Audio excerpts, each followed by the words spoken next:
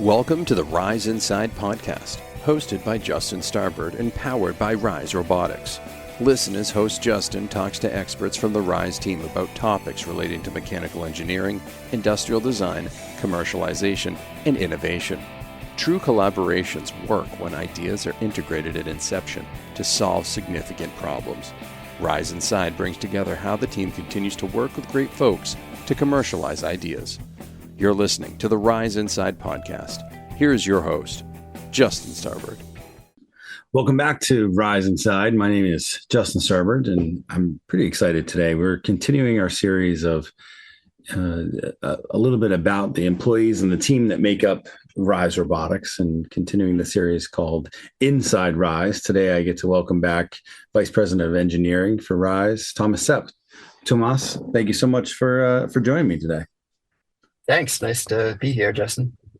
You know, we were talking offline just a moment ago. We've done a couple of these together now, and you know, every time it's so cool to hear from you, and you know, kind of get a sense of how RISE continues to evolve, what you're doing today versus where we were, you know, a year or two ago when we got started. It just seems to continue to trend in a very positive direction. So it's really nice to have you back. Yeah, thanks for having me again. We'll try to cover some new topics and learn some new things here. Yeah, it's been an exciting journey over the years, and to have that perspective and that constant trying to find what RISE's place is in the marketplace, and getting into that value chain. We have a pretty coherent exciting story from the technology front, but it's just as exciting on the how do we fit that technology into the value chain. Yeah. When we've talked in the past, I always feel like I start off with this question with you, but it's so cool because so much has changed after every whatever duration of time goes by between you and I catching up. But tell me a little bit about who is RISE today. Okay, let's see. That's a very open-ended question. But RISE today is we're very much competing and working our way into the value chain of the hydraulic space. So hydraulics are used everywhere, from industrial equipment to mobile equipment to anywhere you want to put a hydraulic cylinder to achieve some high force, high power.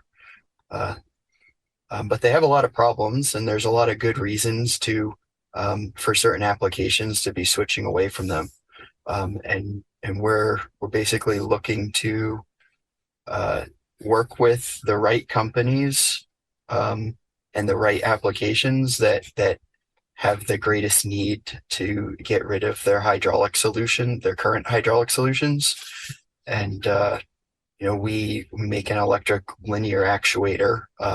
Really, as far as our strategy goes over the next 5-10 years, we plan to make many different load classes of electric linear actuator. Sure. And provide that to companies, whether they be an integrator or an OEM, original equipment manufacturer, of say a machine like a forklift.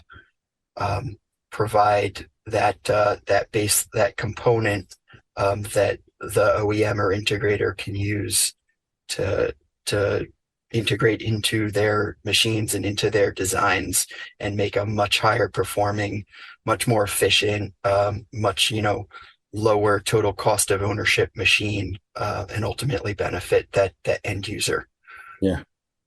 Yeah. Let me ask you, what does that feel like to talk about things that, I know we've been together for a couple of years now, and really working hard to tell the RISE story. And, when we first got started, it was about how far we've come and what we tried and what worked, but didn't necessarily become a commercially viable, solution. Now there's a real clear direction, I think, in terms of where we're going. What does it feel like to say 5 to 10 years from now, as opposed to, 24 months ago when we started talking and you're like, well, over the next 6 months, we're going to do this? I mean, if it's it feels really good to have certainty there for sure. And over the years we've consistently worked towards gaining more certainty, getting more traction in the present, that translates into more certainty over longer periods of time. And I mean, I think that's part of growing the business too. We can't grow the team without that certainty, and we can't, we can't have a trajectory that is, ultimately, more and more valuable without investing over a longer period of time in the same goal. Yeah. Right. So. It's exciting from that perspective to know that, okay, now we have the ability to invest personnel, like man hours, engineering hours, and also partner relationships we can invest in over a longer time period, which will ultimately yield even bigger results and hopefully result in more growth at the end of the day. Yeah, of course. More impact is that growth leading to impact in the real world and having some measurable results in terms of lower energy usage in the machines that our technology ends up taking traction and taking a foothold in. Well, with continuity, certainly, that breeds some stability too with partnerships, and as you're attracting new companies to, I want to say take a risk, but to look at it as an opportunity to partner with RISE, to do R&D together, to see where the solution fits. Being able to talk, in longer time periods versus maybe a few years ago where it was like, hey, we think we're going in the right direction. I think that certainly made a difference too, no? Oh, for sure. And yeah, I mean, I think risk is a fine word to use, and we do our best to mitigate all the risks and present ourselves as a lower risk, as low a risk and as high a reward as possible, right? Presenting the technology in the right way to the partner or the potential partner. But, ultimately it is, from the partner's perspective, you got to put yourself in their shoes all the time. Most of the time, huge companies, especially in comparison to us, and their idea of moving fast and making a deal is not on the same page as our idea of moving fast and making a deal. So it's, bringing the two sides together, and keeping that, keeping focused on the end goal and in the future. Your role over the last 24 months has evolved as well. And, I know as one of the founders, you're involved in everything to a degree. But as overseeing engineering in the role that you have, what have you seen from your vantage point, both in a technology standpoint, but also a personnel standpoint? It's been quite the. We've grown the team by a lot, the engineering team by a lot over the last 2-3 years. We just passed our 3-year anniversary of being at the facility that we're at. So when we moved in here from Greentown Labs, we were about 5 full-time employees, including the 4 founders, and now we're about 30. Yeah. So it's been. And looking, at efficient. Now we actually have to try to use this space in our facility as efficiently as possible. Now that we've gained a number of projects, so it's been a process of kind of developing processes and developing like, how does the team work together, and how do we split the teams up? And we got a mechanical team, a software team, and a testing team. A software electrical team is embedded together right now, and then a testing team. And how do they all work together? And often they're working together extremely closely to get our our Liftgate product to market. We're starting a pilot. Our pilot's going live next week with Anthony Liftgates, so we'll have product in the field there. But from a personnel standpoint, it doesn't just happen, right? There's left to its own devices, there's a million different little decisions over the course of years that is not the right one, and you have to constantly be on the lookout for, how can we improve this over here? How can we make this communication more efficient over here? How can we make sure everyone's motivated and on the same page, to get to a deadline and actually meet the deadline? Yeah. So that's been from the personnel side, both exciting and a different type of work than I had done previously to that. What's it been like to have to level up as a manager yourself? I mean, not only in the past, let's say you've relied on your engineering chops or your own personal curiosity to continue to push forward, and not to say that the rest of the team isn't either, but you thinking about your role, what has it been like to have to be better at managing people, that be better at lining them out to start the day, or at relinquishing some control to the rest of the team to make decisions so that you can focus on your role? What has that been like? That's been challenging, I'd say. And it doesn't happen instantly. It's been you think about training people, mentoring them, and making sure that we have the right values set from a leadership level, to because you can't prescribe every decision that someone's going to make. So there's that level of trust. But what you can do is you can kind of prescribe an ethos or a value system that, when there's no procedure for something, as there will, someone that's trusted to do a job, you can't predict everything, and they're going to have to make decisions on the fly.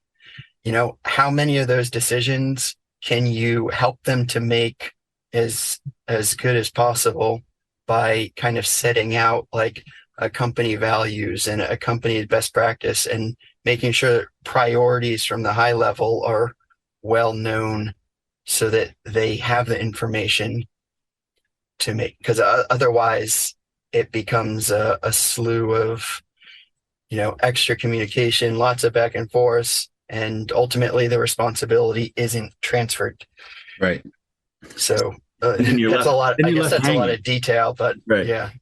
Well, no, but it makes sense. I mean, and that's something I'm curious about. I think, as we've progressed through these, several series and, dozens of episodes now, I think it's so cool to hear from you, hear from the rest of the team, hear from the other founders, a little insight as to what you deal with every day, and to know, hey, we don't all know the answers, but damn it, we're working to figure them out, Right. So and that's something like, as a manager and becoming a manager, I take the mindset, I work for my team. If they don't have the answers, I try to get them to them as fast as possible. Mm-hmm. Don't keep everyone, unblocked. We have our morning meetings, what we're going to do every day.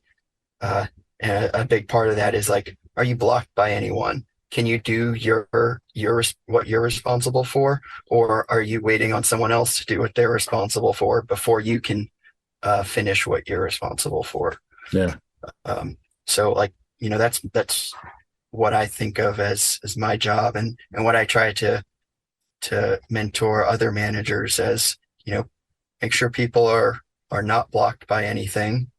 And then, constantly be thinking about uh, how do we change something about the way we communicate, or a process, or like a recurring meeting schedule with an agenda to keep future roadblocks from happening as well.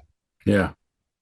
How do you keep yourself motivated? I mean, I got to imagine at this point, some days are a whole lot more stressful than others. And, you try not to take it home with you all the time, but I met you and Blake and, Kyle and Aaron, and I know you eat, sleep, and breathe a lot of this stuff, especially over the years as you've continued to grow. And now you're at a point where you're not that you weren't seeing results before, but you're starting to see the fruits of your labor come together. And, the partnership with Anthony, partnerships that we can't talk about, some of the defense stuff that happens, all of that is really exciting. But then you go home and you got to like decompress so that tomorrow you can bring the energy back for your team. Because to your point, you're working for your team and working to make sure that they have the information or all the resources available to make the best decisions on a given day. What do you do when you go home now? That's a good question. I honestly have been doing a better job at leaving some work at home at nights and weekends, which is great. I got married over the summer, so that was a good little great, huge life milestone, and really great. We just did it over a long weekend, so didn't take like a huge amount of time. Well, congratulations. But yeah, thank you. I guess it's easy. It's easy for me to be very motivated when someone on my team needs help or mentorship, or some information to help them do their job. It's like, okay, I'm on it right away. Of course. Let's get through this. And over time, that actually happens less and less, given that we've started to structure the engineering in better and better ways, and we've had more of a stable engineering staff over the past year than say like 2-3 years ago, when the engineering staff was growing at an incredible rate and you had new employees that needed a lot more kind of bringing up to speed and mentorship.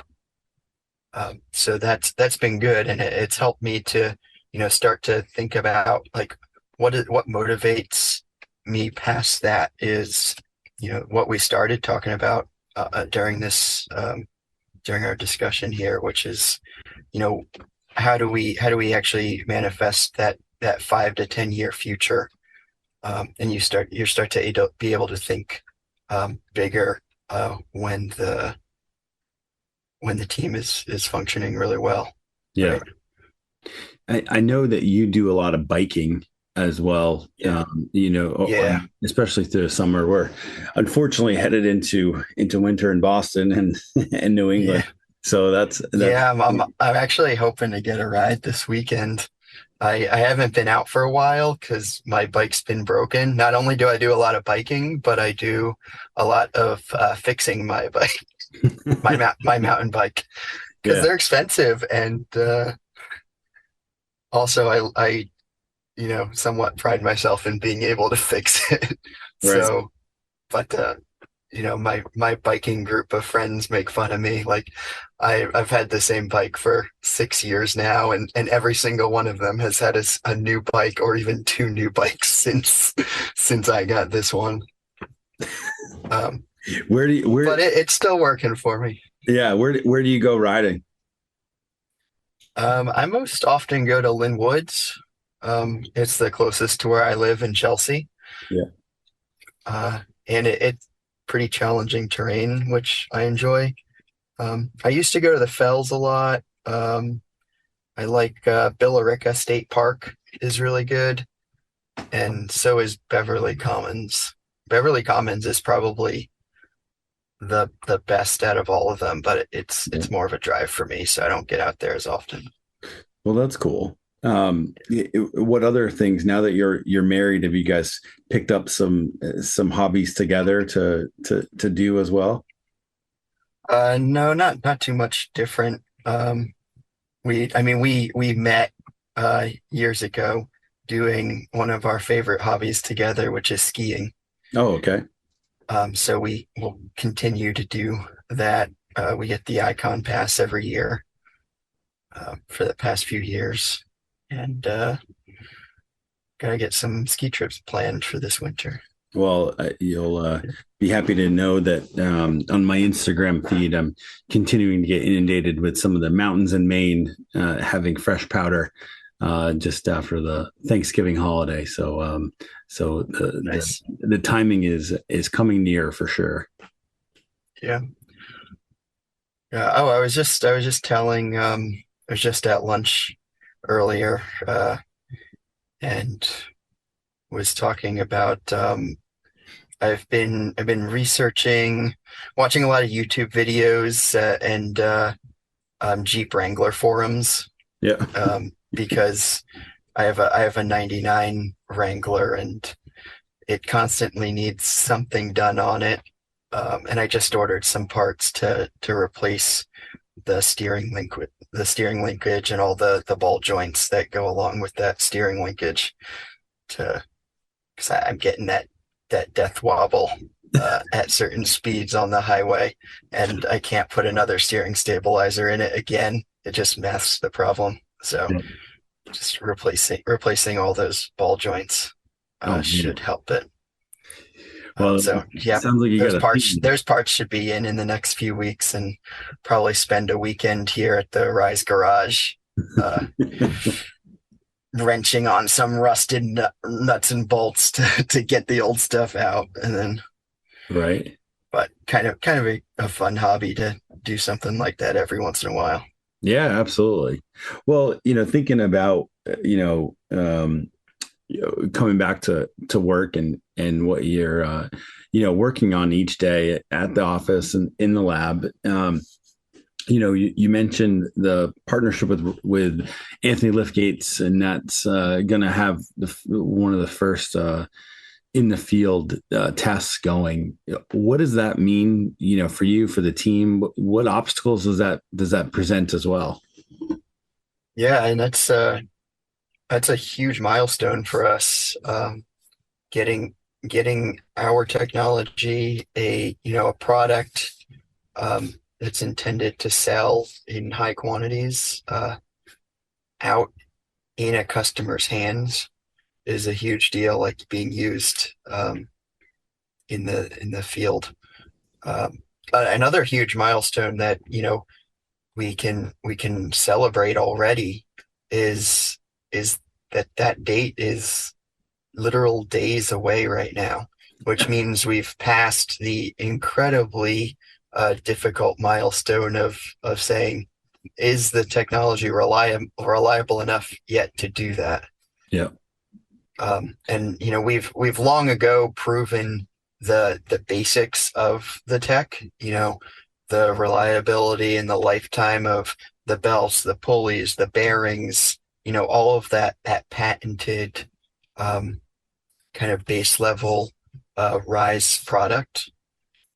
And we've now gotten over that last hurdle for an entire liftgate product, which means that software is reliable enough. electronics board, motor controller, all stuff that we've designed and tested and are bringing to this pilot program with the customer. All that stuff needs to be just as reliable to put it into a customer's hands. So, yeah. Well, and by extension, it. not just your customers' hands, but their customers' hands, right? So, that's. I'm talking about the customer. Yeah. The actual company that not Anthony Liftgates, which is our Liftgate partner, but into their customers' hands. Yep. That's so cool. Yeah. So where do you see some of the biggest opportunities coming, or, what are you excited about next? I mean, I know we not just celebrating today, because next week we hit this milestone. I think when we actually release this interview will be a little time after that. So we'll be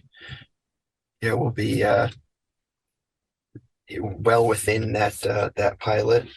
Yeah. At that time, already we have some exciting things coming up in our 50,000 pound load class design. So we have multiple different projects that feed in and help support the development and the productization of the 50,000 pound size. And that's that'll be a game changer for the company too. Yeah. So that'll be, first quarter and into the second quarter of 2023, we'll be prototyping a more like productized, more designed for manufacturing and assembly ready version of that size class, and starting to test it. And then by the third, fourth quarter next year, by the end of next year, that will be demonstrated into multiple different applications as a kind of a demonstration and proof of this. Not only does this actuator have extremely high performance in comparison to the equivalent load class of a hydraulic cylinder, but also it has all the safety features like that you'd expect, all the usability, and this is the final impact to the machine. So instead of a diesel machine that's extremely loud and in burning this many gallons of fuel per week of use, actual machine stats that translate into ROI numbers, total cost of ownership on the machine level, which is really where those calculations and decisions are made from when considering, like, do we want this technology in a machine or this one? Yeah. I think it's so cool to be able to talk so much more definitively today about these projects coming to fruition versus, like I said, a couple of years ago when they were all, concepts and something that we were really reaching for. It's neat to see it all within our grasp. I think that's really exciting. Yeah. It's 3 years ago, we were had all of our brain power and attention on how do we grow the team and how do we deliver and get units into Liftgate units into customers' hands. Yeah. And we always knew there's a lot of stuff to do on top of that, and we've done it. I mean, you've talked to Ken, who's led all of the business development efforts since he came on with us. And there's a lot that goes into it behind the scenes in order to finally, put our foot on the ground and get that traction that's announced publicly in a press release. Yeah. Think about there's probably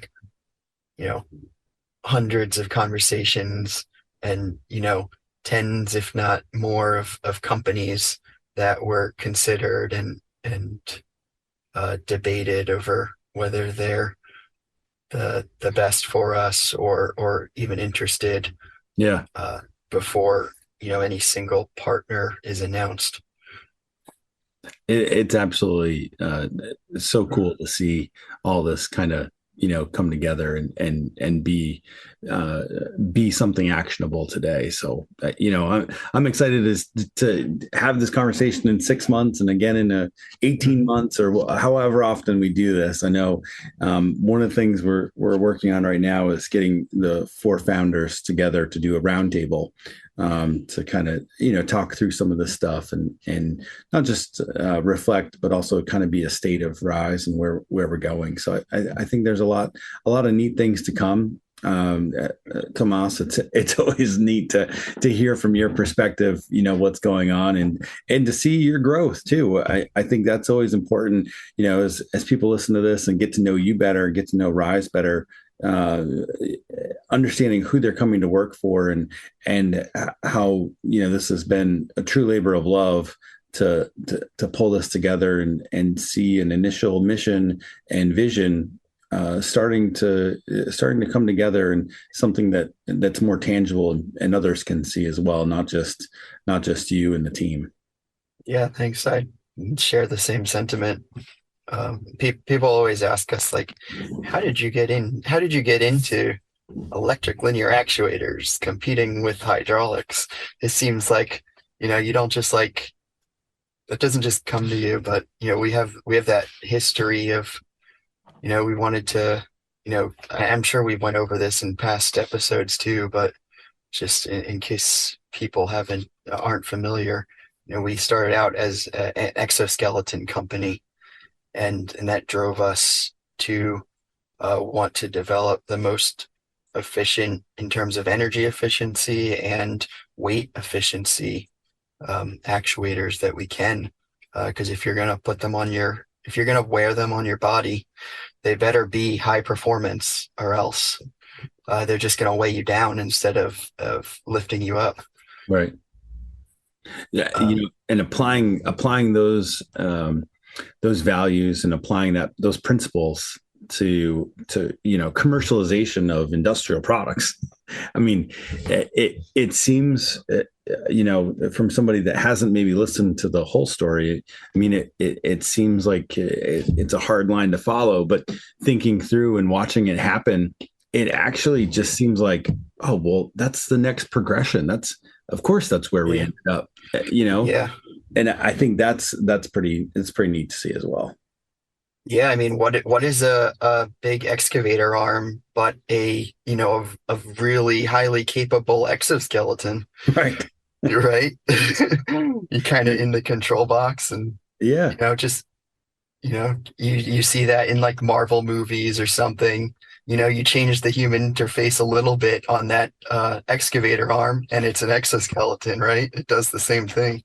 Absolutely. And I think you're right. I mean, taking each of those elements and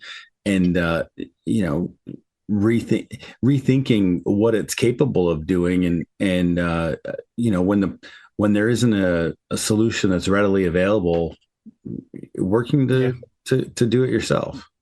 Yeah. And it's been a fun journey. Exoskeletons are very fun, but and this is too, and it's very similar. I think we all get a lot of satisfaction and a lot of motivation from the huge impact that we have the opportunity to make here.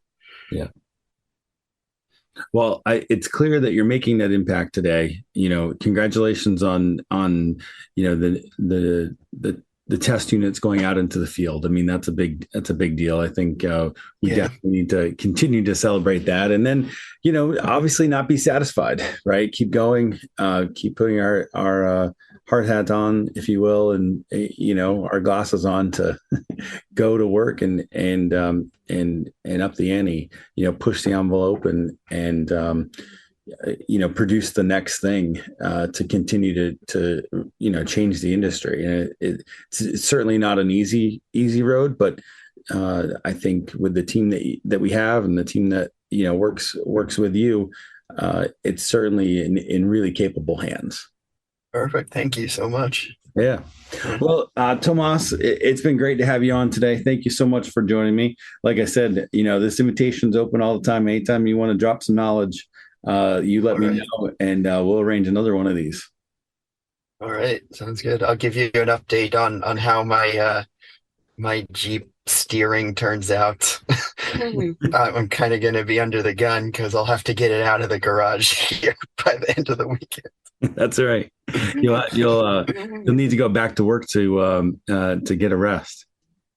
Yeah. Yeah. Well, you've been listening to the latest episode of Rise Inside.